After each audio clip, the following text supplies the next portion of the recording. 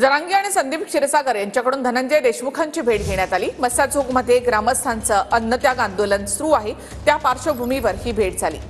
जरांगे आणि क्षीरसागर यांनी मस्साजोगच्या ग्रामस्थांची भेट घेतली। संतोष देशमुख हत्या प्रकरणातील 7 मागण्यांसाठी धनंजय देशमुखांसहित ग्रामस्थांचं अन्नत्याग आंदोलन सुरू आहे। तर जरांगेने देखील देशमुखांची भेट घेऊन त्यांच्याशी चर्चा केली आहे, त्यांना पाठिंबा दर्शवलाय। संदीप क्षीरसागर देखील आज मस्साजोगमध्ये पोहोचले होते, त्यांनी ग्रामस्थांशी चर्चा केली आहे। तर सुप्रिया सुळे यांनी धनंजय देशमुखांना फोन केला होता आणि आपण तुमच्या पाठीशी असल्याचं त्यांनी म्हटलंय। हाँ ताई बोला।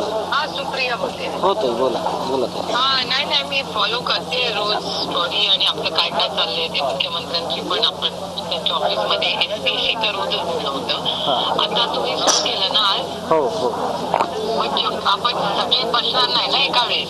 हाँ नाही आता बसले तिथं 2 दिवस अन्नत्याग आंदोलन असेल, त्यानंतर आम्हाला कुठंच म्हणजे आमचं समाधानकारक जर आम्हाला कोणी त्याच्यातून मार्गदर्शन नाही केलं किंवा आम्हाला काही आश्वासन नाही दिले तर मग आम्ही बिना अन्न पाण्याचं आंदोलन परवाच्या दिवसापासून आम्ही हे सुरळीत ठेवू।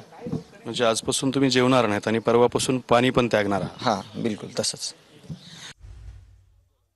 तर मस्साजोगमध्ये ग्रामस्थांचं अन्नत्याग आंदोलन सुरू आहे। जरांगे आणि क्षीरसागर यांनी मस्साजोगच्या ग्रामस्थांची भेट घेतलेली आहे।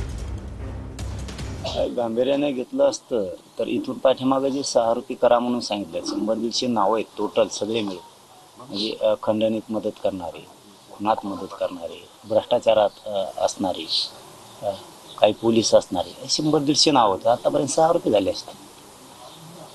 प्रत्येक वेळेस एक माणूस अटक करायला किंवा एखाद्याचा पुरावा सापडला ही गोष्ट करा म्हणायला प्रत्येक वेळेस आंदोलन करावं लागतं। मग सरकारनं नेमकं काय केलं?